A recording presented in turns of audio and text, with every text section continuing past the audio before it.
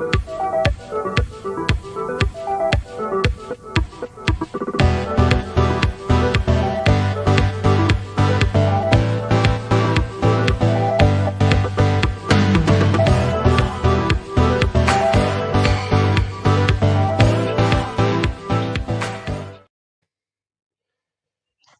good evening to you all, and welcome to another episode of Green and White, brought to you by Argyle Life.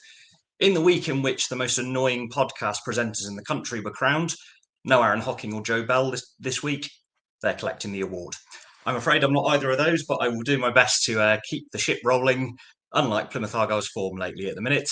Thankfully, alongside me, I do have two very, very capable pundits, Sam and Adam.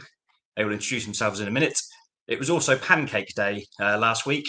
Unfortunately, Hull City rather flattened us, and then Sheffield Wednesday tossed us aside as well. It's not been a good week for Plymouth Argyle, sadly, as we sit further in the relegation mire. Adam, how's things? Hello, yeah, good, thank you. I mean, that's one of the better intros I've heard, which really, well, I think it says a lot more about the standards we're used to than anything else. But yeah, you slipped in nicely. Sam, how's things? Yeah, not too bad. Tell you what, given that you had about 20 odd minutes to make it up, that wasn't too bad in fairness. I'll take it. Although I am on the big screen because Dan doesn't know how to move me off it, so I do apologise for all of you with my big fat head filling your screens. And you can also apologise for us being late, Sam, as well, which was we can blame the bus company or you on that one. Yeah, indeed. So give you a bit more time to prepare, didn't it, as well? So. Well, just about. So we'll see how it goes. So yeah, unfortunately, we're sitting here after yet another defeat. Miran Moslic seemingly unable to turn the tide around. We'll see how the last 10 games goes, but that now makes his record 10 points from 11 games since he's come in. It's looking like after us getting closer to the kind of escaping the bottom three, we're now kind of slipping back towards it again. Sam, do you want to run through your usual lengthy reports? Yeah, I'll try and not make it too lengthy because it just makes me miserable. Well, funny enough, I actually again I had problems with the buses yesterday as well, finishing work early, and I actually came in to the ground about 5 minutes into the game because I was late getting my connecting bus. So I literally missed the first 5 minutes, which were by all account our best phase of the game. So I missed the I've watched them both back, but I missed the Bundu chance and also the Ogbeta chance, which both came in the first 5 minutes, which were neither of which were really clear chances, but both of which were kind of maybe half chances. But it was still, lively start. That's what you want. After that, I think we looked okay. When we got into the final third, we showed a little bit more spark, a little bit more energy. Maybe based on what we have seen in some games, still weren't really able to clearly open them up. Then we got caught by a bit of a sucker punch. It was a quite poorly defended goal, obviously, the own goal, but also Maxi let the cross go in too easily. I think Maxi, after having broadly excellent Plymouth Argyle career so far, has had two pretty bad games in a row at Hull and at home to Sheffield Wednesday. Like I say, cross come in far too easily, and Ogbeta just gets his legs all in the tangle, doesn't he? Trying to clear it. It's not a howler because he has to do something, and if he doesn't do something, it either trickles in or you've got the player coming in far post. So he has to do something. He can't just leave it, but he just gets his legs all wrong, doesn't he? And it goes in. Then we continue to play okay. When we're going forward, that sort of 15 to 20 minute spell, we kind of look like we're still very much in the game. We haven't let our heads drop too much. Then we have what I would call our best chance of the game, which was the Pleguezuelo header after I think it was a corner, sort of led to a bit of a head tennis, and it fell to Pleggy pretty much unmarked. Not too many yards out, far post, and he just heads it wide. Again, not an absolutely blinding chance, but certainly our best chance of the game.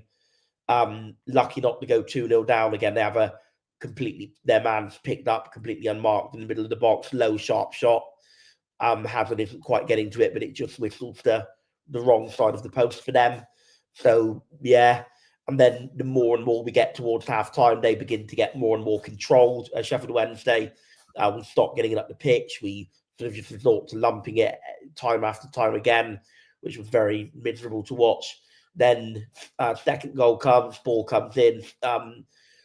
Both Katic and Ogbeta completely statuesque. Patson gets in between them. And it's very easy finish he's got, unfortunately. Third goal, when you're 2-0 down at half-time, obviously the logical thing to do is make a like-for-like centre-back swap and bring on Victor Poulsen. So that's what we did. And he repaid his faith by completely losing his man for the third goal, unfortunately. Another Poulsen error to add to the long list. And then the easy finish for them to go 3-0 up.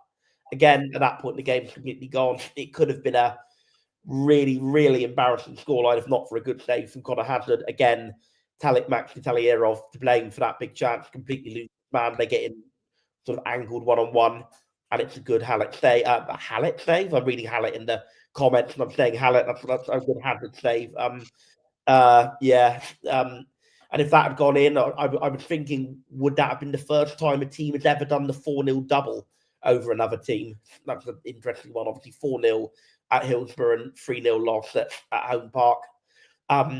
Only one I can think of that's as bad as that is in the 18-19 season when Accrington beat us 3-0 at Home Park and beat us 5-1 up there. But I can't think of it. Apart from that, can't think of an aggregate score as bad as that against the team. 4-0 and a 3-0. Pretty embarrassing considering that we were very much their equals 18 months ago. Even 12 months ago, we were very much their equals. Another really shocking performance. First 25, give credit where due, weren't too bad, but means absolutely nothing when you collapse the way we did.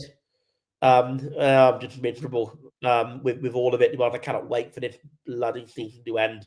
It's the way I'm feeling right now, just because it's every time we think we're getting a bit of glimmer of hope, there's a bit of light at the end of the tunnel, we put in another one of these absolutely shocking performances. And I think if you kind of, and I know it's not like a perfect scientific metric, but if you look at how many performances have been not just a bit bad, but have been absolutely shocking bad, I honestly think over the season it's well over a third of our games, maybe even pushing towards half of our games have just been not only bad, but shocking performances. And that was yet another one to add to the list. Very unpleasant scenes at full time, very toxic atmosphere, a lot of shouting and barracking. Yeah, don't really blame the fans. I think it's a bit of a shame that they sort of sung it as Nance and Edwards came over. They ended up taking the brunt of it, but I do feel that Nance and Edwards would have known that it wasn't aimed at them. But yeah, another crap day is my summary. Can I take you back to the pre-Sunderland away pod, Sam? Because as a friend pointed out to me, as we know from your famous comment, I will dress up in drag if we go to Sunderland and win. And we had a little upturn in form after that. It feels like we need something kind of radical and drastic like that to turn things around again. So have you got any other nuggets for us like that? If we win at Pompey, I'll do this pod completely stuck. How about that? I think YouTube's anyway, so you only see me from the waist up anyway, so it's all good. YouTube's content filtering might have something to say about that, but we'll see on that front. We'll see. Yeah. But it is really frustrating, isn't it, Adam, in terms of we go through these long spells in games. We saw it at Hull for the first 75 minutes and then for the final 60 minutes against Sheffield Wednesday, where we basically don't create any chances at all and don't even really get the ball near their goal. It's a real concern, isn't it? It's a serious issue. And there's a couple of things that I think I can look at from yesterday as prime examples of it. And I think, as you mentioned, Dan, this isn't an isolated example. This has been happening for a lot of the season. We went to Leeds and didn't have a shot. We went to Hull and didn't have a shot until 2 down after 80 minutes. Now, yesterday, in the 5 minutes that Sam seems to have missed, we had 3 shots and actually looked as though we were taking the game to them. After the 3rd minute yesterday, we had 1 shot, that Pleguesuelo header, in the entirety of the rest of the game. From the 3rd minute onwards, at home, against a side that were promoted with us 18 months ago. It I'd love to say it beggars belief, and I'd love to say it's such a weird outlier and such a weird thing that happened. It's not. This has been constant misery that seems to have been input on us. I mean, look, I know we're not exactly cheering up the mood here, but it's a struggle. It really is, and you can understand why. We had.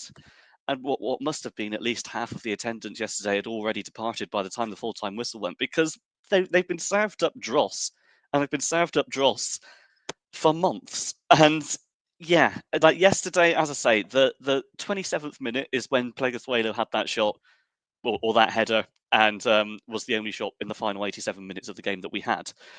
They didn't have to be terrific to beat us 3-0. They only had 7 shots in the entirety of the game, and just wiped the floor with us. I mean, it's a struggle, really. I mean, I think we can discuss who's to blame, and I'm sure we will. And on a wider level, I think we can just discuss who's to blame long term as well. But right now, I just think sitting through that, and sitting through the performance at Hull, at Leeds, and many others across the season. I mean, Sam, I know you've done every away game. What colour do you want your medal to be? Because bloody hell, I mean, how anyone can keep putting up with this as we all are, I've no idea. Because there cannot be another side at this level, or possibly any, to be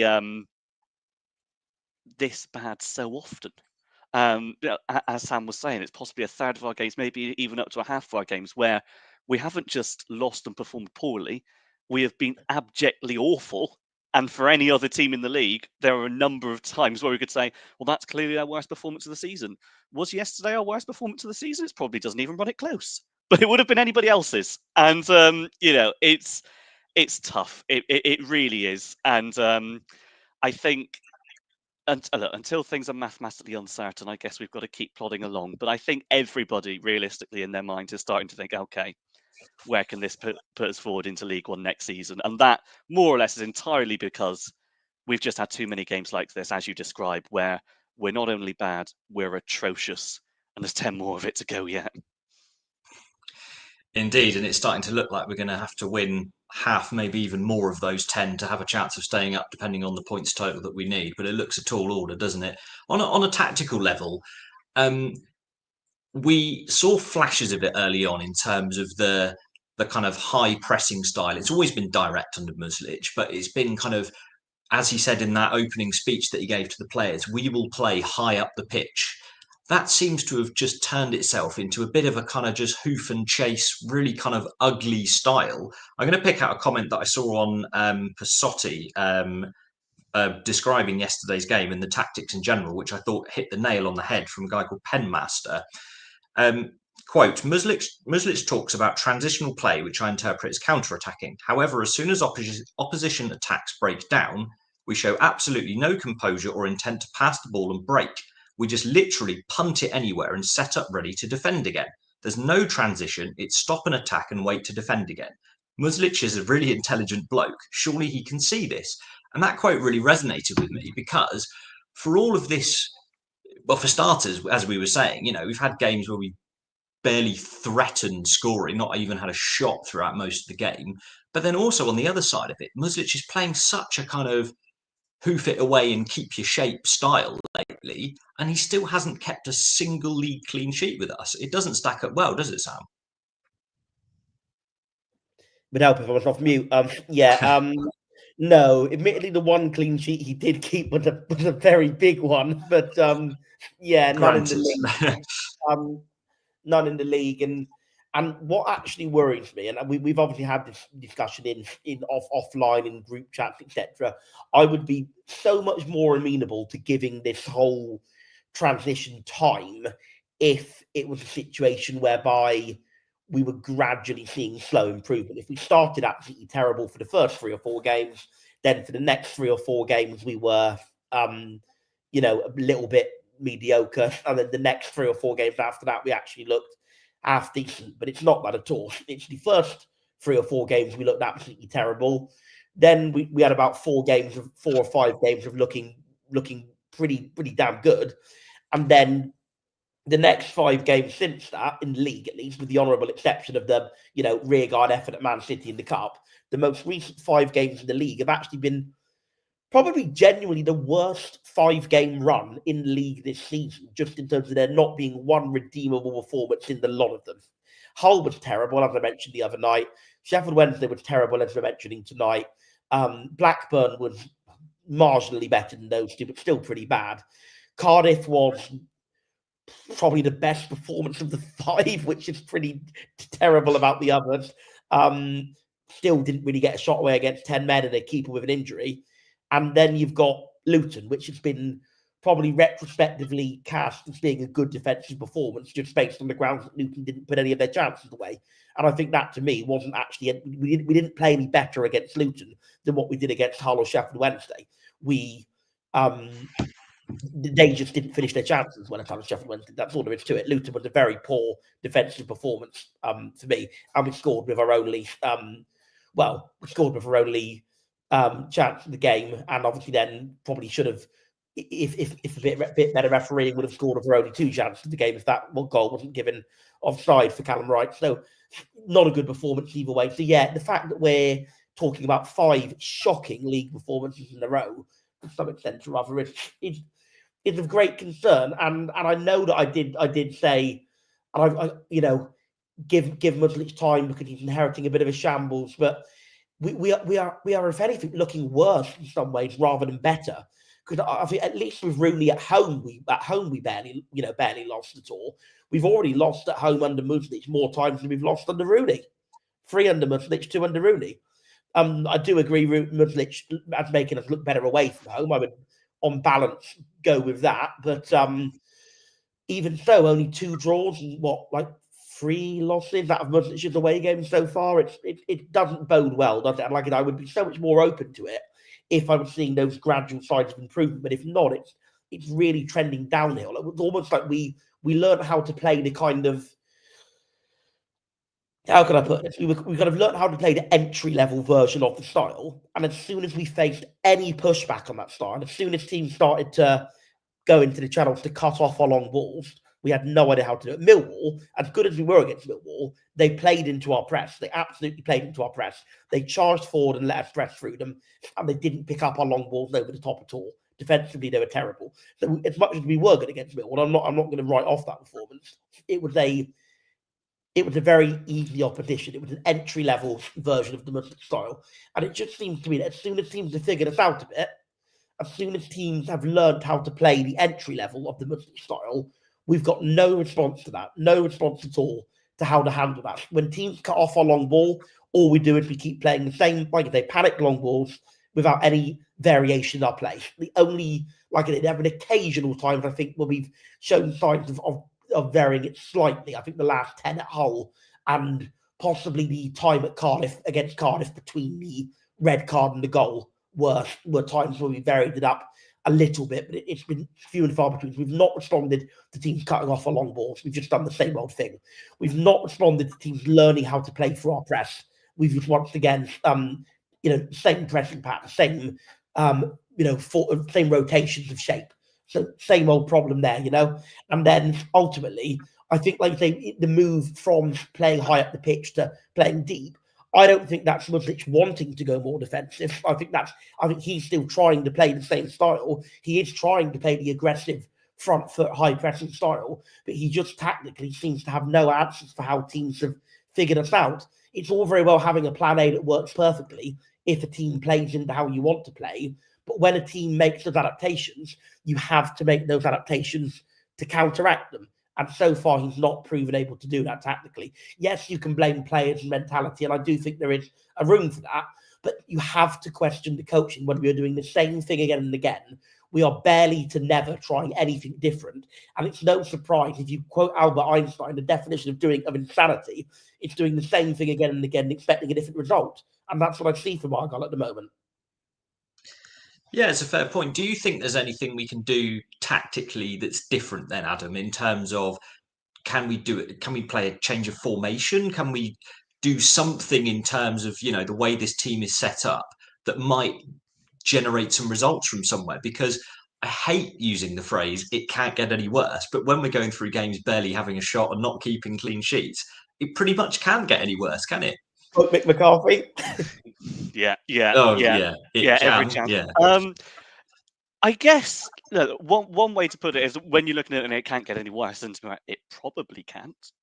Then I think you kind of get yourself in a situation where there's nothing to lose. I think we've all kind of, if not confirmed it, then accepted that it's highly likely that we'll be in League One next season. You've got 10 games left. It may be a good opportunity to experiment. I wouldn't mind seeing us go to a back four, as an example. I wouldn't mind seeing us say change or add another body to the midfield, to give us, a bit more, just an option maybe to play it out. Maybe Jordan Houghton in a deeper role or something like that to give him the option of playing out and going from there. Not to totally rip up the style of play that Muslich wants, but just to give us, that to use the phrase Sam did, to have that plan B, to have different options. To get us up the pitch and then be aggressive as we want to. And I do have sympathy because it is a completely different style of play to what this squad has been built for, and it's for as much as he's got a few players in the door that suit that a little bit more. It's not his squad, and I think. As Sam, I think you said it quite nicely that with the entry-level Muslich style, we were able to execute well with those adaptations and with the adaptations that opponents are making to counter it. I don't think we're anywhere near there in terms of our tactical evolution to be able to cope. So why not? Why not try something different across the next 10 games? If we lose them, do you know what? We'd have probably lost them anyway. So why the hell not start with that back four? Give Joe Edwards a start because that's possibly the one and only positive from yesterday is that he's back in the fold. And just try a few little different things. We've already gone through a completely or a complete change in style this season. So I'm not saying I immediately want us to go back to playing out from the back 4-3-3, those intricate triangles. It's not going to be like that. But I would be disappointed if we did just keep trying the same thing over and over again for the last 10 games of the season, because we're going to get the same results, and it's not going to help prepare us, I don't think, for League One next season. Because in an ideal world, and you'd certainly expect that this forthcoming summer transfer window to be one where Muslich can further put his stamp on the squad, and some of these players realistically are not going to be a part of it. So what's the point in just making them play a style that they don't like, that doesn't suit them, and isn't going to serve them well going forward when it's this bad? And I hate to drill it into this just how bad it is again and bring the mood down again. But I've started now, so I may as well. It's a phrase or a similarity, I think, to what we're saying with Foster. You can, as a manager, buy yourself time, even when things aren't going well results-wise, if fans can see what you're doing. If we can see it, not even necessarily progression, but we can see, an idea of how we want to try and score goals. Because yesterday, I didn't think there was much of a plan at all, to be honest. There was a moment, actually, a classic "if you don't laugh, you'll cry" moment. Honestly, about 10 seconds before they scored, where Maxi's dubiously won a throw in and celebrated his tackle, as he does. And we've thrown it in. It's got to Katic, and he's just first time lumped it into the Mayflower. And from that throw in, they've scored their second goal. And I just think, is that the plan? Is that the best way that this team can get forward? Is that the best way we think this team can score goals and get results? I mean, the proof's in the pudding, right? I hate to think of our XG statistics over the last few games, which are dangerously reminiscent of that Foster era. Now, there are a couple of things that brought that Foster era to an end, aside from the obvious results, which were his tactics were appalling, and he clearly was not an amicable bloke with the squad. Now we know Muslich has got one of those. Muslich, I think we all agree, is a fantastic guy and a fantastic speaker. But if his tactics remain this bad for the next 10 games, he's going to become under a lot more pressure. And I think it would suit him as well as everybody else if we just experimented and we had a few change-ups in these games and see where we get. Because you never know. That's a very fair point, and we've had a lot of comments coming in. Thank you for all of those. Keep posting them. Also on our various social channels as well, but also live on YouTube. It's great to have all your guys' input, and a lot of comments in the section, and also since the game finished yesterday, are about who is to blame, and a lot of different opinions are coming across in terms of manager, players, recruitment, board, the iced buns that we gave Sheffield Wednesday fans for free yesterday. I'll ask you this both, but if I come to Sam first, who do you think is mostly, because I think it's fair to say that this isn't solely on one person, but who is mostly to blame, do you think, for our really poor form and our likely relegation to League One? Well, I think those are two genuinely different answers. In terms of our really poor, in terms of our likely relegation to League One, it's Rooney and, by extension, the executives of the club for appointing him. Without a doubt, because although I am very critical of Miron Muslic, I do also give him some mitigation that he come into a very tough situation and hasn't had enough chances to bring in the players to really suit his style of play. In terms of who's most to blame for our poor form at the moment, I don't know. I think there's a chance that might be Muslic, because ultimately, like I say, a lot of this does come from the coaching. There's a lot of arguments you can make. I think if it is primarily him, it's kind of like maybe one of those where it's 20% someone, 20% someone, 20% someone else, and maybe 25% someone else who eats the most, although narrowly, because you have to look at it and have to think, actually, there are a lot of ways you can go here. You can blame maybe the board for not releasing enough funds to spend. We were told there was going to be money coming in to allow for January spending, with the very clear implication, if not the outright statement, being that we would have quite a large net spend. In fact, we made an enormous net profit. We absolutely now, I think, beyond the doubt, have vindicated my view that we should have signed a striker in January, because everything that I feel could have gone wrong did go wrong. Tijani was injury prone and hasn't been that great when he has played. Obafemi, Muslic said he's seen much more improvement in training. Personally, I'm yet to see it on the pitch. Hardy had been great in the number 10, but didn't really show much when he played as number 9. And we're kind of relying on Bundu as the best of a bad bunch for that role. So I do think we absolutely should have brought in more players. I've seen a couple of comments saying, we did spend money, and we did spend money, but our net spend was negative. Our net spend was a huge profit. So ultimately, we came out of the January window with our squad, I'm going to genuinely say, on balance, weaker than what we started it. Yes, Maxi is a great addition. Katic is a good addition. I think he's just a middle of a back, free centre back who will get his head in the way of everything, kind of like Dan Scar was. But ultimately, is he really that much of an upgrade on Dan Scar, who was sold in the summer? They're both a head on a stick centre back, big beefy centre back in the middle of a back three. They both can't play out either. Katic can't play out at all. So ultimately, yes, what we have strengthened in some areas, the loss of Whittaker, the loss of even Sissoko, and the loss of Lewis Gibson means, for me, pound for pound, we ended the transfer window weaker. So I do think you can blame, to some extent, not spending enough money. You can also blame lack of strategy in the money we did spend. We signed Beidou on the Tuesday or Wednesday, and by the Friday, we'd appointed a manager who was totally at odds with the way that Beidou probably would thrive in its systems. The players have sort of gone from a high-risk attacking 4-3-3 under Schumacher to a FA youth-style 3-4-3, slow, possession but high pressing under Foster. Then they've gone to a bit of a kamikaze 4-3-3 under Rooney, to then going to this, ultra high press style attempted, at least under Muslic. So ultimately now that's 4 styles, all of which, somewhat to very slightly different to the last one.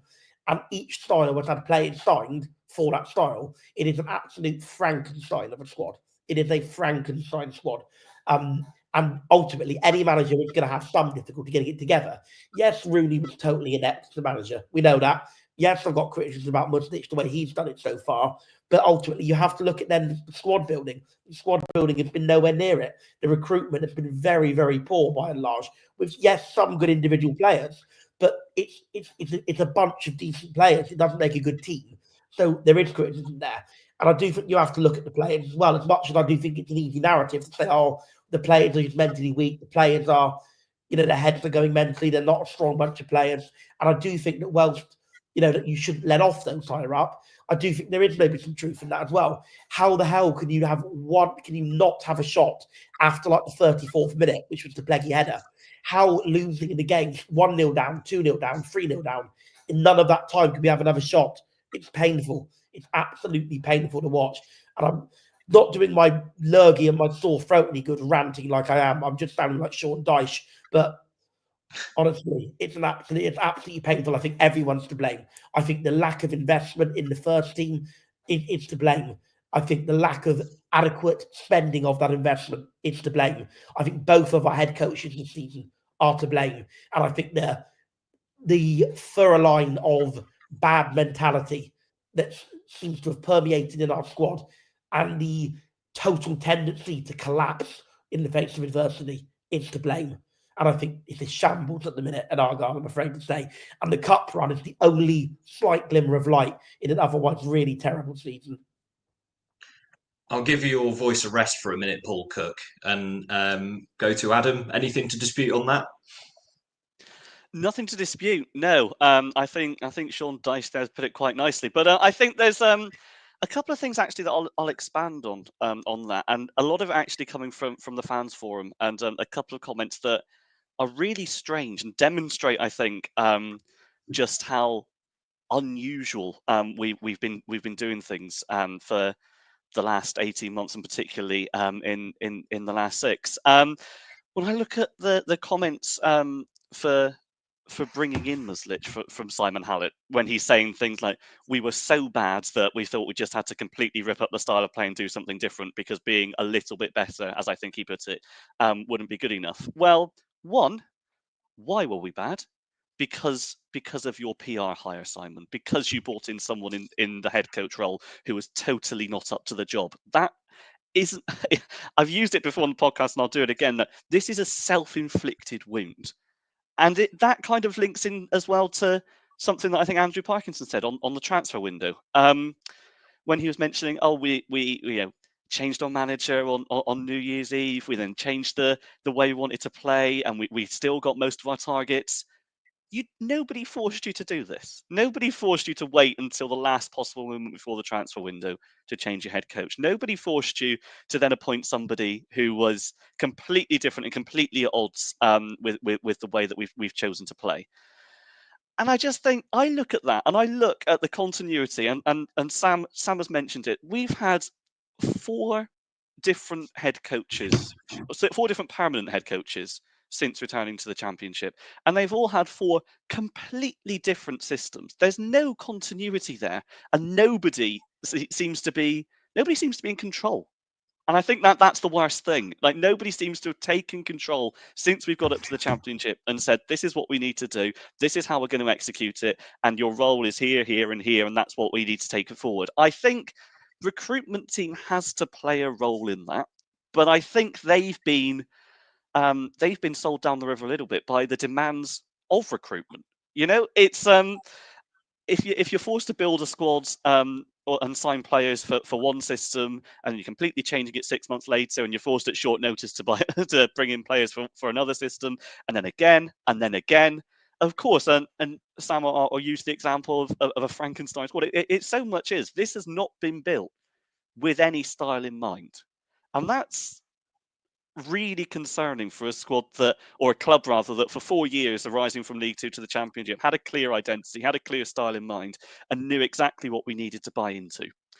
So, yeah, there's no one person to blame. Of course, there's so much going on. I think Sam's done quite a good job of running through exactly who is to blame and why. But I think that the buck stops at the top. Right, and the buck stops at the people that have been making these key decisions for the last 18 months, close to 2 years now. because they've just not been good enough for a variety of reasons. We've made a number of terrible, terrible decisions that has got us in a situation now where we're staring down the barrel of a return to League One. And that ultimately, if the blame is going to lie at a single door, which I appreciate, it can't do, but if there's someone who's, I guess, more proportionately to blame than anybody else, it's the hierarchy, it's the chief executive, it's the chairman who have not been good enough for a little while. And I just want to jump in with one more comment again. I actually in the pub before Blackburn away very briefly spoke to Simon Hallett, and I honestly said to him, and I may have been a couple of beers in, so a couple of vodka and cokes in, so I was in good spirits. Actually, I said to him, well, look, then this is in the glow of after West Brom, Liverpool, Millwall. I said to him, I admit I was wrong saying we should have hired Shuey, and ultimately maybe with all respect, annoyed with myself that I got so carried away in that immediate afterglow of those 3 fantastic games. But I really wish that I wasn't wrong, because honestly I was so ready for this to work. I'd kind of had my sulk about not hiring Shuey. I'd got my sulk out of my system. I was buzzing after West Brom. I was even more buzzing after Liverpool, and I was really even more buzzing after Millwall. And I think I even tweeted, if any of you want to check, I've never seen a head coach have such a positive impact in a short space of time. I'm not just somebody who, despite what some comments say, is just desperate for things to fail so I can be proven right. I'm not. I really wanted this to work, and maybe it might yet work. I don't know. I'm not totally ruling it out. I'm certainly not very optimistic about the chance of that, and maybe it might yet work with Mudslich, but I'm not confident on that, to be honest. And I think the way things have gone since that post Millwall glow is, like I say, about as bad as it could have possibly gone. 2 points from quite a favourable run of games on paper, and lucky to get 2. Really, Luton we should have lost. Cardiff, a draw was maybe a little favourable to us. We barely troubled them against 10 men. Dreadful. It's a really worrying position, and I know we've talked a lot about kind of big picture stuff the last kind of 10-15 minutes, but kind of bringing it back to the Sheffield Wednesday game. Sam, do you want to go first on this one? Are there any players in particular that you kind of pick out? Normally we say positive or negative, but I think you'll sadly kind of do well to pick out any positive individual performances, so it might have to be a negative one, unfortunately. Yeah, I'm trying to be as fair as I can to all of them. I think probably maybe Sorinola was the best of a bad bunch, but no, I don't think I can justify 30 seconds to a minute talking positively. I don't think anybody did quite well enough to justify that level of positivity. I think in terms of a negative, I'm going to, and I guess this is more of a cause for alarm than a negative per se. I do think we have to shine a little spotlight on the 2 centre backs, Maxi and Katic, because they were the absolute pillar of our revival, the pillar of our good spell, the pillar of our brief improvement. And the last 2 games, they've both been really poor. I think Katic is, to an extent, maybe a byproduct of the weaknesses that were already there being shown up more. In that he is that head on a stick in the middle of a back 3. He's not really what we call a cultured player. So naturally, in games when we're just getting dominated more, he's going to come under more pressure. Maybe the underlying weaknesses are there. But with Maxi, I'm really thinking it's just the case that he's now getting dragged to the team's level. It's his head going, because he's had 2 really poor performances in a row. He was partly to blame for the first goal. Really lucky not to blame for what would have been a 4th goal, and he was pretty poor at Hull as well.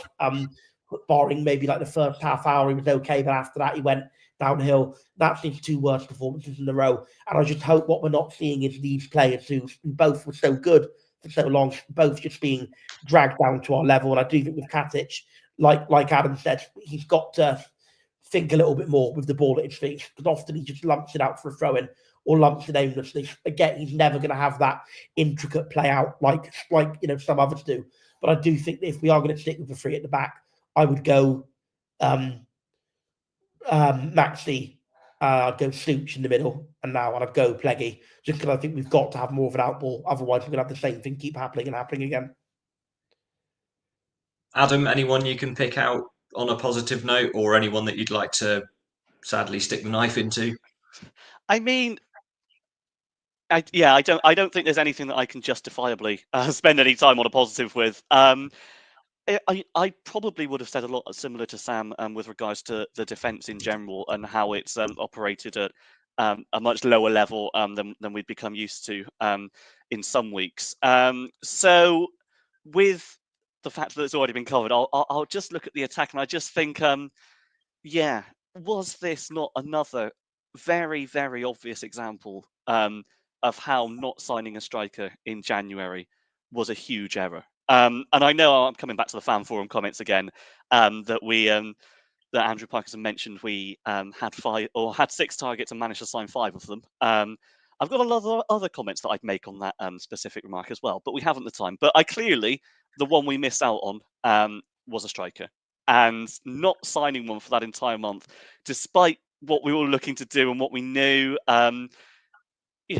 It's another thing that gives an example that it's a total shambles behind the scenes at the minute. And Bundu obviously has been playing there in I was going to say in the absence of Hardy. I guess they did it technically play together in our good run with Hardy slightly off him. But yesterday I just looked at he appeared a fish out of water at times. It was not his best game by a long way, and the role just doesn't seem to suit him as much as it would others. And it's I don't want to stick the knife in too much on Mustafa Bundu because everybody yesterday had a very poor game, him included. Now he's shown in patches that he is able to contribute to this side. I'm not saying that he's a total dud or anything like that, but the role he's playing right now, it's not it. It's not it at all. And the fact that our attack included a winger up front, a guy in Callum Wright, he'll run around but doesn't have the technical ability, and a converted wing back. It's a damning indictment, and I think it's an example of just how far our squad has regressed. I mean, who could have predicted our lineup? Admittedly, we wouldn't have known the personnel, of course we wouldn't, but who could have predicted that nearly 2 years into being in the Championship, our front three would look like that? It's not good enough in the slightest. Bundu perhaps is a symptom of that in the way that he's been forced to play, but yeah, it was a struggle to watch at times yesterday. I felt for him, and I felt for us having to go through it as well. Do you think it's fair to say that with our style, and we talked earlier about just kind of how it's a lot of just punting it down the middle and almost hoping for the best, that Bundu or anyone that plays that centre forward role is so absolutely pivotal to us being able to get some territory and possession higher at the pitch? Yeah, and you've got to you can do that one of two ways. Either with a classic target man who you know is going to hold the ball up in the simplest way, or you can do it with a runner in behind into the channels, which I know we've done very well with Ryan Hardy. Yeah, if you've not got that out ball, then it's not this style's not going to work at all. But I think this style's particularly not going to work at all if you've not got that out ball and your defenders are just hoofing it out of play and giving. You could have a 7'5" target man, and they're not going to be able to take it from the top of the Mayflower. So I do agree that it's a pivotal role to play, and we've clearly not got it right. But in a similar way to the way that I said, I felt sorry for him as well. He seemed completely isolated. He seemed, almost like he was like not entirely sure what he should be doing and not entirely sure what this role should entail. Because there's just so many passes that were put into space that he was never going to be able to reach. And even if he was, I didn't trust that he was going to be able to or going to put himself in a position to make that run. So yeah, with these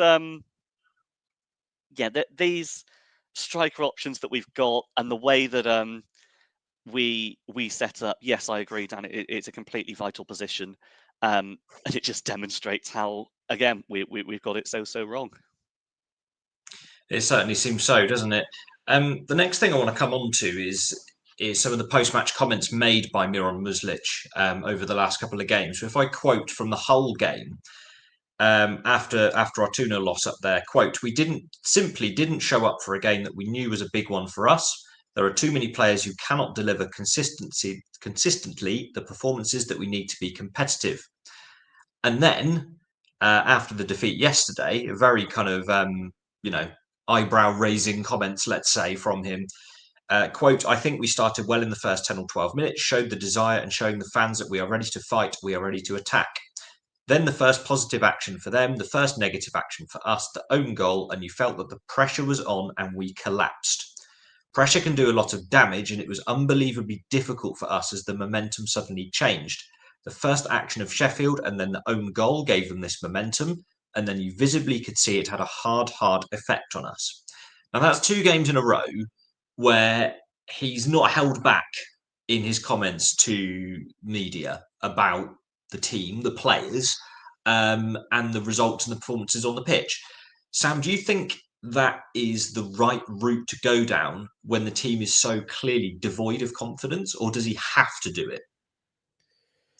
I suppose being as charitable as I can to him, he did make those similar comments after the Burnley game, and that saw quite a big upturn in form. So it's tough because I do think they are devoid of confidence, but then again, I don't know is the honest answer. I really don't know, because it just seems to me like we have a little upturn and then we sort of slip back into complacency again. I know that there's a popular view that they just don't care, they're just not trying, but maybe that's true for 1 or 2 of them. I don't think it's true for many. I really don't think it's true for many. I mean, they're totally devoid of confidence. I think the trouble is it's when it's a bit of a groundhog day, when we go 1-0 down and when we go under a bit of pressure, you get the old, slopey shoulders, heads drop. And there we go again, When we stay in the game, into a deep level into the game, when we battle into the game, we're an okay team. We're still not a good team. We're still all the various structural problems I mentioned do emerge, and we still lose more than we win. But if we can stay in the game deep, like Man City, perfect example, Liverpool, perfect example, and maybe what Muslic said is correct, that we did so well in those 2 games purely because we were without pressure. And maybe there is some truth in that, because when we went to Sunderland without any pressure, we were good. So it's obviously far more complex than that. It's obviously only one factor of many. There are tactical reasons, technical reasons, physical reasons as well. But maybe there is something in what he's saying. And I just hope that he's saying it in a way that's not going to then just damage their confidence even more. Part of me does very much appreciate his honesty. Part of me is maybe kind of worried, like you said, that may dent their confidence even more. But being as fair as I can to him, it didn't dent their confidence after Burnley. If anything, it improved us for a bit. But clearly not in a way that was long-term or sustainable. So I don't know. Well, like I say, we'll see at Pompey. We now go into that game with virtually no pressure. So we'll have to see how that goes and see if he's right on that, I guess. See if now that we are virtually, the fat lady maybe hasn't sung yet. She's certainly, got her mic on, ready for relegation. So maybe now that is the case, we'll have to see if we perform any better at Pompey. But I don't really have a problem with the comments at face value. I think at face value, the comments he's making are probably true. The things that concern me is that my worry is that he's got into that mindset of thinking it's only a mental problem. And the trouble is, if he gets into that fixed mindset of thinking it's only a mental problem, he won't have that, tactical viewpoint of what can I be doing better to change this. Because if he gets into the mindset of blaming it all on the players, he's not going to make many changes tactically. And I hope he's not doing that. That's all I'm going to say. Yeah, very much so. I just want to break off there to say that we've got currently 1,053 of you watching live on a Sunday night, which is a fantastic audience. Thank you so much. And a special shout out to Stevie Watson, who's just joined us as a new member, which you can do yourselves if you go to YouTube and click become a channel member on YouTube. So we're grateful to all the guys that have done that so far, especially to Stevie, and to all of you for watching on a Sunday night. Apologies that we can't make it any more upbeat. It's been pretty much as downbeat as it could possibly be to this point. But anyway, on to some much better news. Not. we're going to be without Adam Randall for another 2 games, I believe it is. The first one was yesterday, I believe I'm right in that, because he's been suspended for 3 matches for a misconduct incident. He's been charged with that following the Cardiff City home game, where he was acting inappropriately, that sounds wrong, towards the referee after the game, which was massively frustrating afternoon for everyone. And it seems that in the eyes of the FA, Randall overstepped the mark. Therefore, quote, he acted in an improper manner and or used violent conduct and or threatening behaviour towards a match official in or around the match official's dressing room. What are your thoughts on this, guys, both in terms of the incident itself, not that we know the complete ins and outs of what's happened, but the incident itself and how much of a loss Randall has been and will continue to be for the next 2 games, 2 really, really important games as well? Yeah, I mean, it's stupid behaviour, first of all, whatever he's done to get that at a particularly crucial time of the season. I get frustrations can boil over, but and I've seen, there's obviously been rumours as to exactly what this entails, but until that's confirmed, and maybe we'll get it through an EFL report, then all we can say is, well, he's admitted to it. It was stupid behaviour, and he's got to take it on the chin. I hope he learns from it. I'm sure he will. And he's been a big loss and will continue to be. I mean, I don't think playing Adam Randall yesterday, or being able to play Adam Randall yesterday, would have changed the outcome in any way. So I guess there's one way of saying, hey, we're pretty much down already. If he's ever going to do something stupid like that and get a ban, why not make it now? But yeah, it's just another thing, really, that it's in a bit of a Murphy's Law season, and anything that can go wrong will go wrong. And our captain being banned for 3 matches at a particularly crucial stage of the season, yeah, just add it to the list. I think, yeah, there's been comments, obviously, defending Randall, as is a natural reaction of partisan football supporters. And of course, we all do that and play that as a bit of whataboutery and saying, oh, well, there's been a lot of things that haven't gone punished, and it just so happens that this is the one that's been chosen. We don't know that. We don't know exactly what's gone on there. Whatever has happened is obviously enough to merit FA action. And yeah, from a senior player in our dressing room, I think that's very silly of him to go down that route. But hey, we've all been there. We've all been frustrated at football at times, and I'm sure we'll learn from it. Yeah, and as somebody who is probably the biggest fan of Adam Randall, whose name isn't Aaron Hawkins, I can't defend him on this one either. We don't know exactly what he's done. Clearly, it was something that was, I think I would probably venture it was more on the improper or threatening, and certainly less on the violent, because I think it was violent. It would have been a lot longer than 3 games, I've seen from the instances in the past, like the Paolo Di Canio and Paul Alcock, one of times gone by. So I think it was surely on the improper, at worst threatening, and certainly not violent. I would certainly hope and think. But either way, you have to not give ammunition in situations like this. And I just think it speaks to the general malaise and problem of discipline that we're having at the minute around the club. We've had a lot of, I feel the same mental collapse that we're seeing, that when we go 1-0 down, it's just throw the towel in and go and concede 2 or 3 more. I think that's that frustration. It's taking that frustration the wrong way. It's a lack of positive mental focus that we should be having. At all the best Argyle teams, you don't have silly instances like that happen. And I know people, were talking about, oh, well, when's the ref going to get punished for making bad decisions? Look, refereeing is a really difficult job. Especially the game is a much higher pace than it was 20 or 30 years ago, and referees have to keep up with that pace. And ultimately, nobody's ever going to get it right. And if you demand a culture where referees get everything right, you end up with, like what we're seeing in the ridiculous 8-minute stoppage for VAR the other week. And that's not the culture of everything has to be perfect. Nobody can ever make mistakes, because it's a really, really tough job making that split-second judgment in a high pace of a game. And yes, there are some referees more than others who make bad decisions. And I think there's 1 or 2 we can maybe name and have a moan at. But ultimately, you can't just let this lack of discipline happen, whereby you're going in and banging on the referee's door, whatever it is, after a game. You've got to learn from it. I think he will learn from it. He seems, in all the interviews and that, very level-headed, nice lad. And I just hope that we don't ever see a repeat of that kind of thing. Well, on the subject, we haven't kind of talked about yesterday's refereeing performance, and I'm not going to be able to replicate Joe Bell's famous ref watch, but I think there's one kind of big officiating decision which certainly riled up a lot of the fans in Block 1. Now, having sat with you in Block 1 for many years, Sam, I know that, let's say, there have been some questionable shouts from them in terms of whether the ball is out on the sideline or not. Yesterday seemed to be another one of those. What's your thought on whether the whole ball went over the whole line, as I know you like to say? It did not.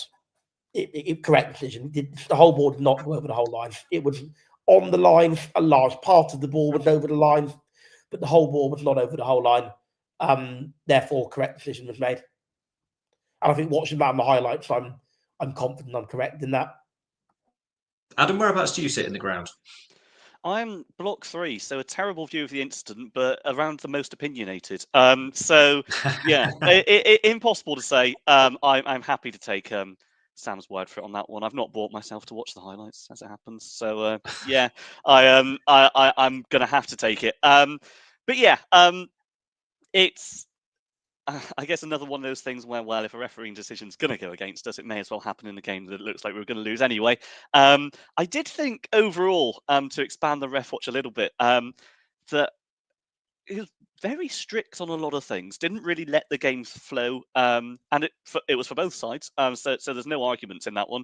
And the fact that they picked up 4 yellow cards in what was it, the first half hour or something like that, and 3 of them were for time wasting offences or something like along those lines. I guess there's a balance to be found on whether you can be lenient on that sort of thing, and I guess you can't pick every player on the field. But hey, compared to the Cardiff one, at least this was a case of time wasting being clamped down on, and a keeper being booked for it early on, and getting it all under control, rather than obviously what we saw at Cardiff, which was the exact opposite. So yeah, strange referee. I want to say certainly not impactful on the outcome in any way, and yeah, perhaps I don't want to use this phrase for many referees, but perhaps a breath of fresh air compared to some of them that we've seen in recent weeks. Which is good, because I think often there is a bit of a perception from some that, every single time we lose, it's the referee's fault, and every single time we win, everyone's praising the referee. So it is nice to have that. It is possible for a referee to be good and for us to be rubbish, and vice versa. Anything to add on that, Sam, on Ref Watch? No, I think ref and all the officials had a good game.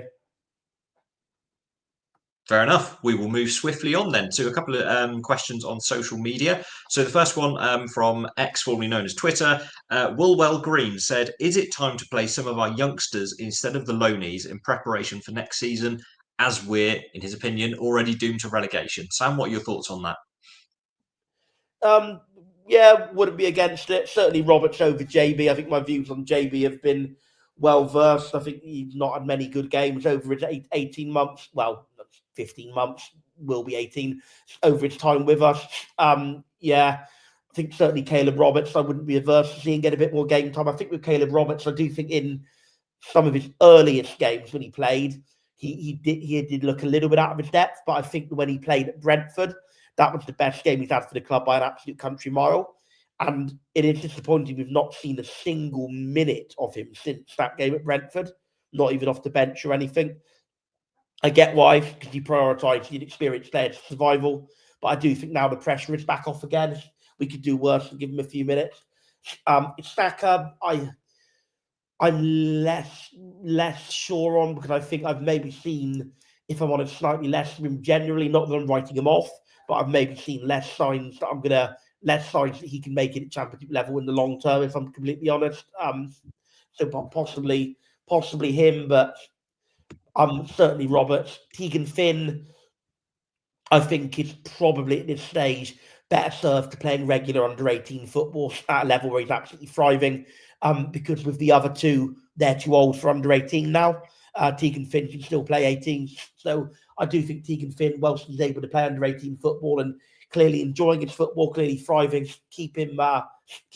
I know by the way, the under-18s have got their big match at Villa on Friday night. So best of luck to them for that if we don't mention it. Indeed. So yeah, let him go and have a good game there. Maybe we'll get a win at Villa and he can keep on going into the next one. Look, I'm not saying I wouldn't be averse to giving Tegan Finn any minutes. Maybe a Tuesday night game if the youth aren't playing. Either side of that. Maybe give him some minutes, but I do think there's no need to rush him. He is literally still only 16. He's not even yet turned 17, which is stupidly young. So yeah, Tegan Finn, maybe just keep him in the youth team for now. Isaka, potentially. Roberts, yeah, definitely. Yeah, fair enough. And a question on Facebook.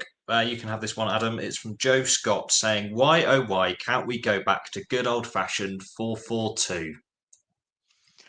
Hey, why not at this point? Why not? 4-4-2, play the youngsters. It's we've had this discussion earlier on, and whether it's 4-4-2, whether it's not, there's no reason not to experiment a little bit in these 10 games going forward. And I'd like to see at least some sort of 4 at the back tried at least once to see if we're up to it.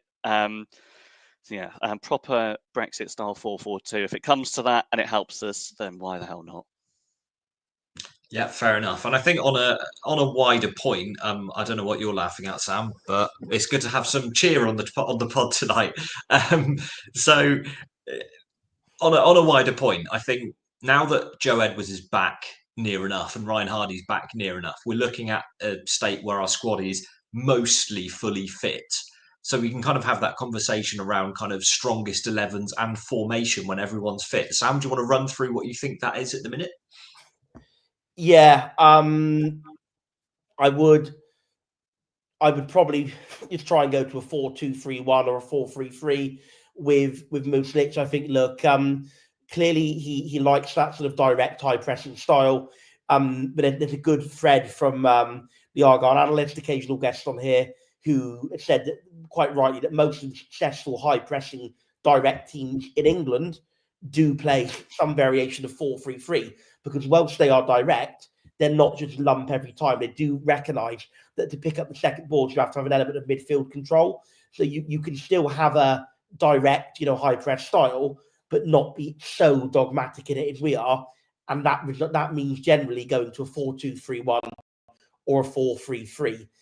If you look at how teams like Bournemouth, Brighton, Bielsa's Leeds, those sort of direct teams can play. I mean, you can still play football. So I do think, on balance, I would go to a 4-3-3. I'm going to go a little bit of a wild card here.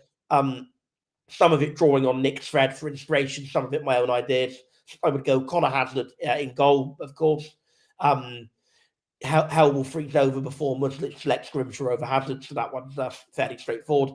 I'm going to go Joe Edwards at right back. I just do think he's one of those players, much like Hardy, much like Randall, as much as he's flawed, as much as you might think it's sentimental, he's been on the journey all the way through with us. His heart will never be one that isn't strong enough, and we are that little bit better in the team.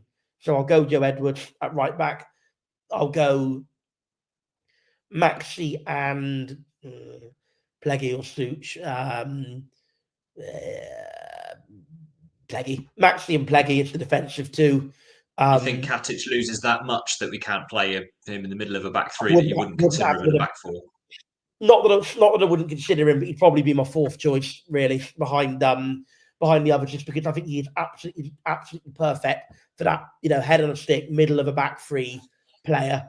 Can defend but cannot really play out very much. And I do think that he'd experience some of the same problems Stan Scar does in a 4-2-3, in a 4-2-3-1. So I'll go Maxi and Pleggy. I'll go, despite him having a very bad game, I'm going to go on better left back. Hear me out.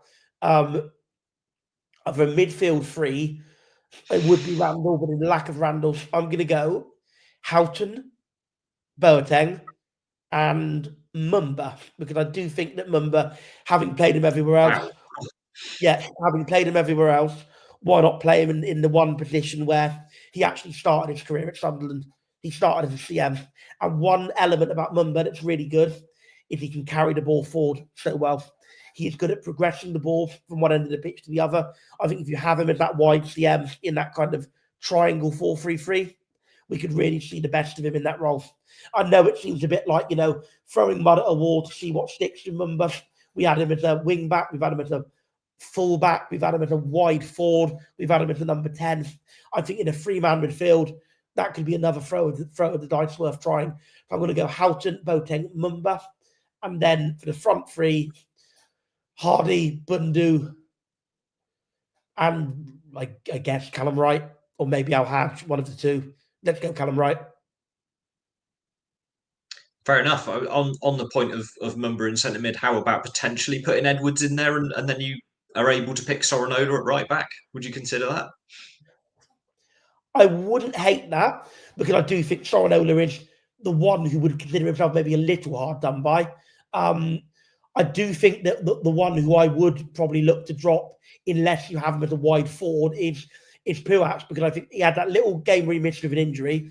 He's come back in. For whatever reason, he's not been at all the same player as before the injury. He's been really consistently quite poor since he's come back in. So I'd give him more time to recover. Maybe have him as a sub option from the bench, but I certainly wouldn't start him. He came on from the bench yesterday and he was terrible. I would give him maybe a bit of time out of the team. And then, so that sort of by logic, that leaves us better as left back, unless you're going to give Saxon Early his first start of the season when he's not even been in any squad up to now. So, I would go with that. It is a little harsh on Sorinola. Yes, you could argue maybe put Sorinola in and then you can play, and drop off better, then you can play Edwards and CM. But honestly, feel with Edwards and CM, you don't get that potential to really carry the ball forward like what you do with Mumba. But actually, you know what? If you're going to do that, if you're going to have that personnel, what I would actually do is Sorinola right back and Edwards left back. Just because I think with Edwards, he did play there at left back a couple of times when Kessler Hayden was right back, so he's not totally adverse to playing there. But I think I would still go with my gut instinct of Edwards, and then I'll better on the left.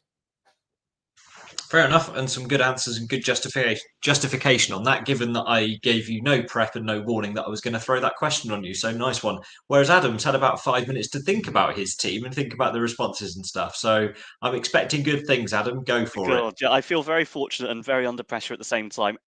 So I'm gonna go with the back three shape that we're building towards, but I am going to stop it there in the sense that there's going to be a few things in this shape and in this system that don't seem to fit with the Miral Muslic agenda, i.e. I'm going to play a right footer at left wing back. I think Hazard in goal is very, very obvious, particularly with the form he's been in, perhaps with the exception of yesterday, but even then he's made a particularly good save to stop it getting any worse. So I think he's head and shoulders above Grimshaw in more ways than one at the minute. I think I would go with Edwards in that right wing back role. It's close. It is the closest one.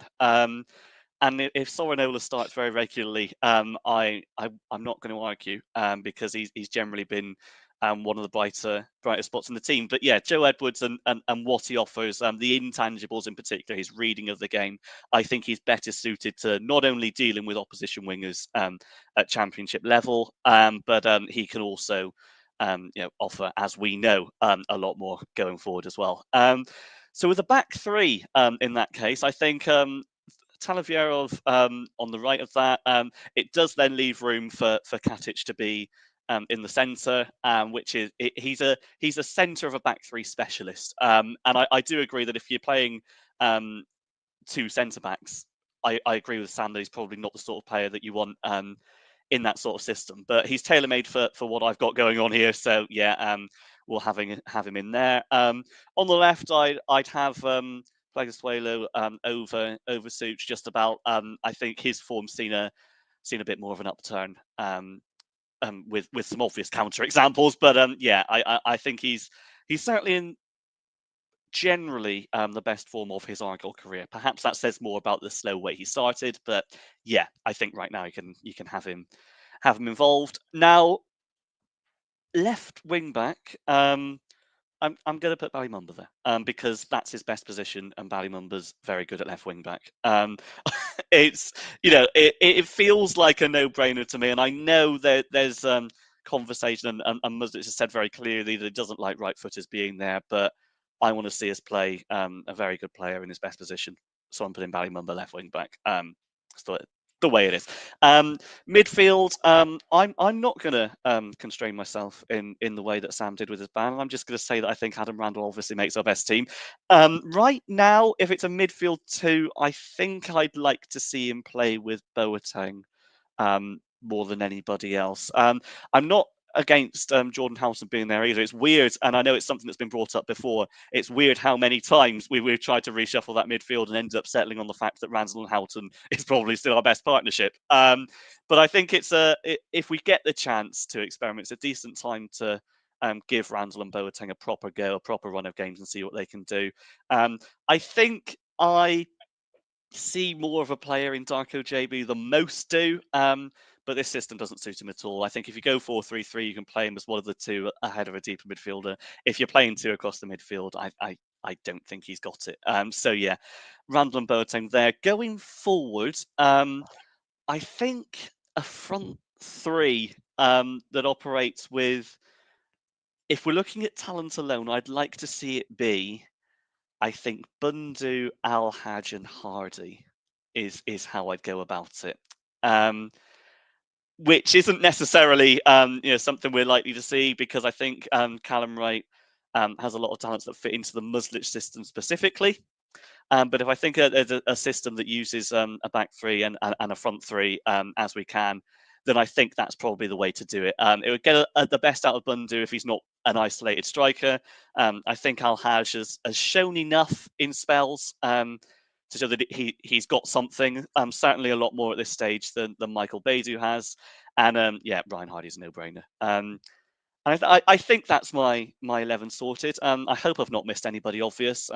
Sorry in advance if I have. But yeah, that's what I'm going with. And yeah, obviously my obligatory apology to Victor Powelson for not putting him front and center of my team. It's just we've moved on in our relationship at this point. Well, apology not accepted, because like I said to you, you had about 6 minutes to decide. But there we go. It's all worked out. And I think, interestingly, the point on Hardy and how he has been kind of central to both your kind of, he's kind of picking without question there. And someone put a comment in just a minute ago, Richard Sloman, who said, who would be your player of the season if you voted now? I'm struggling, which is a very interesting question. A few in the comments did say Hardy, but I'm not sure I could go with that, because he didn't score a goal for about 4 months before his little kind of hot streak in January and February. Is it Adam Randall? Is there anyone else that kind of comes into play in terms of player of the season? As much as I like Ryan Hardy, and as much as I will always add the fact we're better when he's in the team, he has only scored 2 open play goals all season against Championship opponents. I don't think that's player of the season stuff. I think you could put a case for Connor Hazard. Genuinely, I'm going to go for Adam Randall, just despite his self-imposed ban for idiocy. I do think if we didn't have Adam Randall this season, we'd be sitting on about 20, 15 to 20 points. Genuinely, I think that's how pivotal he's been for us in the Rooney era, particularly. So many of our games when we were poor, he was our best player. Like week after week, I felt that was the case statistically by most metrics. He's our best midfield player. He gets us up the pitch while we've got a large number of defensive actions, large number of forward passes. Certainly in the good run under Rooney, he was at the absolute fulcrum of that team. Even in the good run under Muslich, the West Brom, Millwall games, he was involved, quite heavily in both of those. Even like the away draws, like Derby, Stoke, I think he's put in battling performance in that Derby, got us the goal with a free kick. I can also see the case for Hazard. I can maybe even see the case for Sorinola. I can even see the case for Pleggy, because I do think all of those have, obviously not had great seasons. I don't think anybody had a great season. Otherwise, where we are. But I think with all of those, they've performed to their best level, and I think all of those have had solid seasons as well. So there's a lot of mess around them, but I do think the best player for me this season is Adam Randall, because I think without him, we would be completely marooned at the bottom. Adam, can you go against that? I do think Randall's the favourite, and I think for the reasons Sam's mentioned, he probably deserves to be. But I will give a bit more of a shout out to Connor Hazard, and I think it's a cause for deep alarm that we're in a situation where we're almost certain to be relegated. On current trajectory, it looks like we'll probably finish bottom of the league, and a contender for our player of the season is still the goalkeeper. Probably says it all, but I do think he deserves a mention. There are a few players, I think, in this squad who were with us last season, whose stock has genuinely risen. Sorinola, Pleggy, Randall, and I think Connor Hazard's stock has undeniably risen, possibly more than most. I know you, as a keeper in a team that's struggling, get more opportunities to make saves. I saw it with Victor Johansson at Rotherham last season, and I think Hazard right now is having as good a season, if not better, than Johansson certainly did, despite having to face and sit behind similarly poor defences. His numbers are very good. I think his confidence is at the highest level that it has been since he joined, for a number of factors, and I think it shows. It's I do think Randall's the favourite right now. If the vote opened, my vote would probably go his way. But a shout out to Hazard, who I think has had a genuinely good campaign in trying circumstances. And I don't think really much of us thought at the start of the season that if we go down, we might worry and we might struggle to keep Connor Hazard. But I think we may well find ourselves in that situation if and when it happens, because he's been that good. So yeah, he wins my silver medal, I think, for the season so far, and just deserves a few words his way. Yeah, fair. It would be interesting to see how the vote goes when that comes around in a couple of months' time. I wonder what the odds are on a kind of hijack, kind of banter vote where, some bizarre player ends up winning player of the season. Like, I'm thinking, was it Man City that did it with a third choice keeper who never played or something like that? It's in the back of my mind. Just to quickly point on Hazard, I do think one of the main arguments against him isn't his fault, but the number of minutes he's played compared to the others in contention of Randall, Sorinola, Pleggy. I mean, I don't actually know, but to be fair, actually, Sorinola barely played under Rooney either, did he? It's Hazard barely played under Rooney. And actually, you know what? Sorinola and Pleggy didn't play under Rooney that much either. So maybe actually I've sort of talked myself out of my own argument there. But I do feel that you've got to have a mixture of having had a genuinely pretty good season and actually played quite a large number of minutes. And I do think Randall's probably the only one who ticks both of the boxes. I've seen a couple of comments saying that, well, Randall's only got one goal and one assist, therefore he shouldn't get it. But like he is the deepest lying of three central midfielders under Rooney, and he was one of two central midfielders under Muslich. So ultimately, he's not there to score goals. He's there to be the build-up player behind the man who scores goals. So I don't think that's any negative on him. I just do think that without him, we'd be a lot worse off than what we are, which is why I'm going for Randall. Yeah, that's fair enough. Yeah, can't argue with that. We are up to nearly 1,400 of you watching live, which is absolutely fantastic. Guys, if there's anything else you wanted to cover on the Sheffield Wednesday disaster, then go for it now. I might take this opportunity to bring a rare positive from the weekend. What? I know we're about an hour and 20 minutes in, and it's been a struggle. So just one thing and a quick shout out to the fact that this was the first game back for the Green Taverners for many months after the struggles they've had with them planning permission. It being held up by a guy who I won't say what I really think because it would probably be slanderous. But yeah, they've had a few issues getting that sorted, and that they have now. It opened fully yesterday. I was in there pre-game, and I've no doubt I will be pre and post-game many more times across the campaign. It looks really good, and just a shout out, I think, to to everyone involved in getting that sorted and getting that open yesterday. It's probably going to be one of those seasons where the meeting up with mates in Green Taverners is going to be a lot more fun than watching the football. We've had it before, we'll have it again. So yeah, having that sorted is a big plus, and a long time coming through no fault of their own. So it's nice to see. Here, really delighted for Gary and Lena, who are both great people and have done so much for Argyle when the club is at its absolute lowest ebb as well. So good to see them finally get the new Taverners up and running, as hopefully, as I think they probably wanted to happen many months before, but like Adam said, was held up for reasons outside their control. So really happy for them. Yeah, very much so. It's a fantastic facility, isn't it? And always a good place for a pre or post match pint. If you haven't been there already, get yourself down there. Right then, on to the small matter of Portsmouth away at Fratton Park on Wednesday night. Now, this looks pretty daunting on paper. They were very close to us earlier on in the season, one of our kind of relegation battlers alongside us. But they have really gone on a good run of form, and especially their home form has dragged them away from the drop zone. They're now 12 points above us. 3 home wins in a row against Cardiff, QPR, and obviously earlier today, 1-0 win over Leeds. They've only lost 1 game at home in 5 months. However, there is the odd quirk with Portsmouth away at Fratton Park, where we've been drawing away with them 2-2 the last 3 times we've been there, conceding 90th minute equalisers each time. Is that right, Sam? I think the one in the COVID season was like 88th, but yeah, not 94 was good, Ash. Yeah, so an utterly bizarre statistic. You wonder if that will continue. We'd probably all take a 2-2 draw on Wednesday, wouldn't we? Given that, well, it's a strange one because we've got to start winning games, haven't we? Go on, I'll go first. And if we're going to stay up, then yes, we need to start winning games. But you know what? Like I say, you've got to put yourself down at the start of the show. You've got to back to where we were after that Burnley game of actually now just thinking, at least if we just show a bit of pride and don't get embarrassed, at least that'll be a step in the right direction. Which is a shame to find ourselves back there after Sunderland, was what we hoped would be the turning point, and it was so good, and now it's gone so bad again.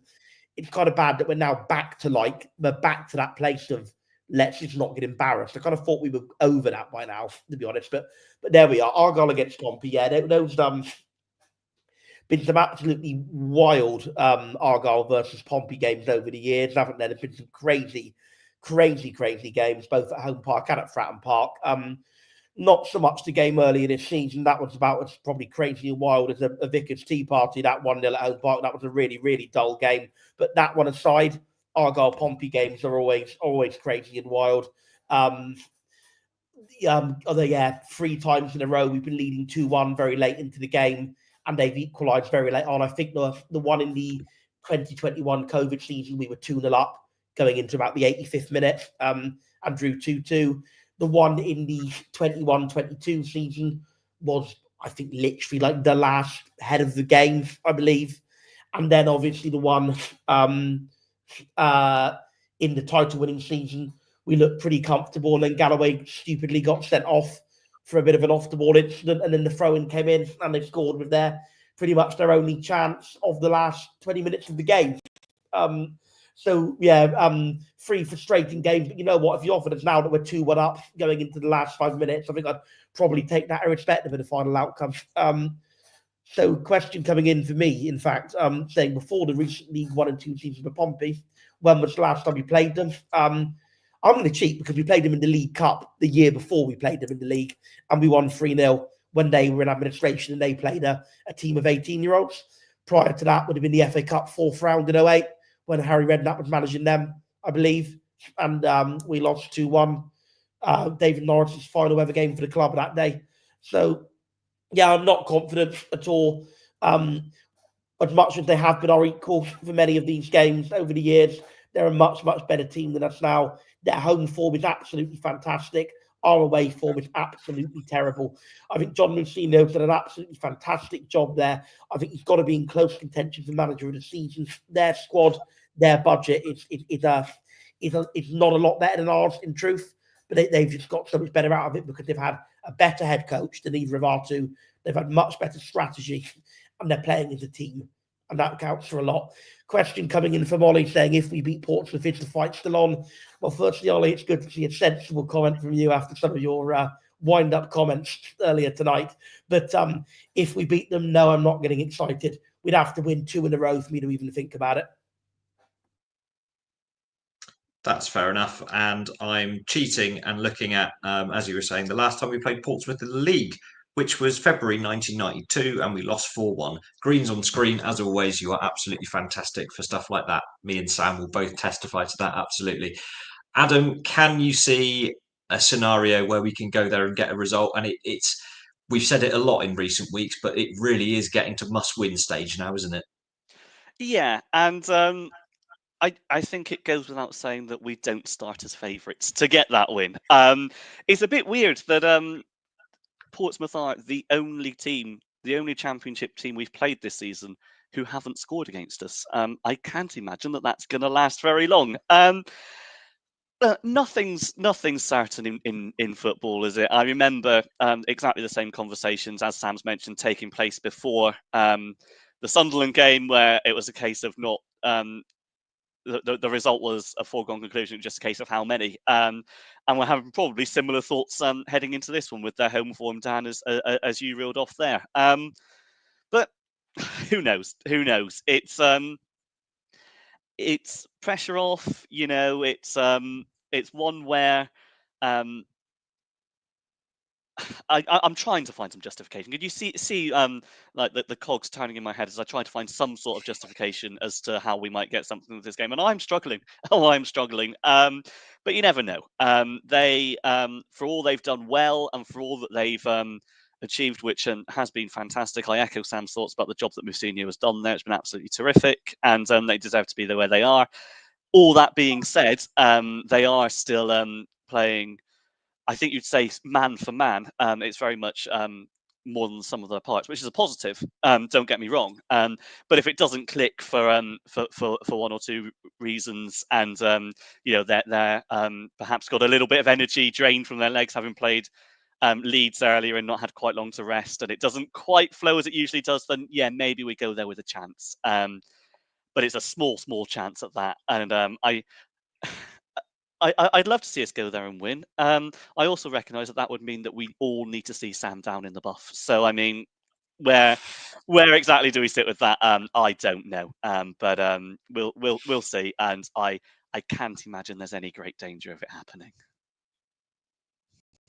You never know. You never know. We will live in hope. Also, interestingly, I see looking at the league table, you know, that bottom eight, Portsmouth are the top of that now in 17th, are the only ones, I believe, not to have changed their manager this season, which I suppose, you know, I have to credit them for the fact that they were right down near the bottom, could have hit the panic button, could have sacked Mousinho, and it might not have worked out. They've kept the faith in it, and it's worked out. And they're now, as we speak, 10 points clear of the drop zone there. I suppose that might kind of play into our hands a little bit, Sam, that they're maybe kind of starting to think a bit of it after the Lord Mayor's show, after they beat Leeds today, 24 hours less rest. And maybe they might start to think they're on the beach a little bit, or are we just being overly hopeful here? I mean, yeah. If we are going to beat them, those reasons would play into it. But I don't know. I think they've really built up a head of steam at the moment. I think they're really in fine confidence and fine form.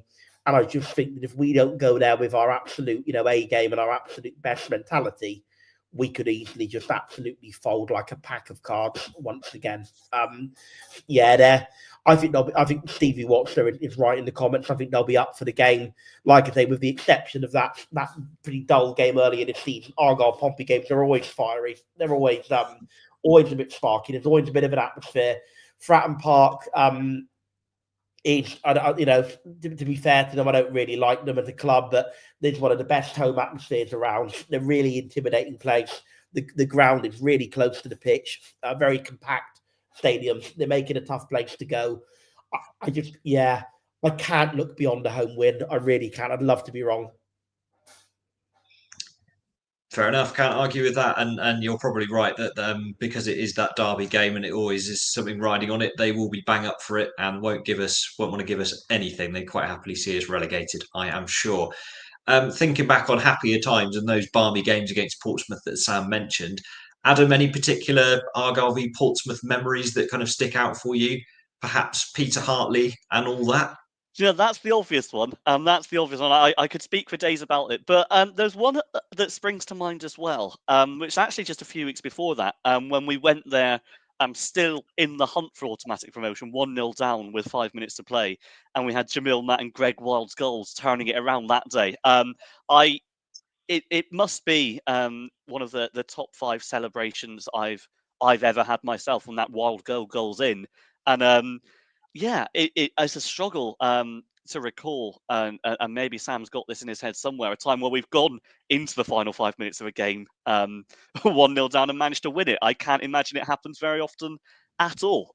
So What go was on, Sam. West Brom was about 10 minutes to go? Yeah, I think we had 10 going. Yeah, because they scored 74 and we got 77, I want to say. But yeah, I'm it's maybe going to pull one out here and say I Go think on. we played Gillingham in our first season up in the Championship about 20 years ago. Did David Frio not score basically twice in injury time to win the game? That's correct. We were 1-0 down as the board went up for injury time. And we won 2-1. Yeah. Right, Again, there you go. pie face, hit me up. Yeah, I'm delighted you're both here to talk. So yeah, the fact that we've gone back to what 20 years ago for another example of that happening. I'm not going to insult people's intelligence and say that teams going into the last 5 minutes of a game 1-0 down tend not to win. But yeah, that day, for what was on the line, for how it was going that season, it looked like we were going to fall off, which, to be fair, we eventually did. But yeah, that day lives almost, I think, as long in the memory as the actual playoff game and that Peter Hartley header did. It's not in the same league as the Hartley time winner, but it's right up there. There's so much, I think, from these clashes that you can write back on. The very, very obvious one, and the one just a little bit before that's kind of cast in the shadows. So a bit of a shout out for that day as well, which is tremendous. I'm just going to go for one more, if I may, which was the 1-0 home win against them in March 2022.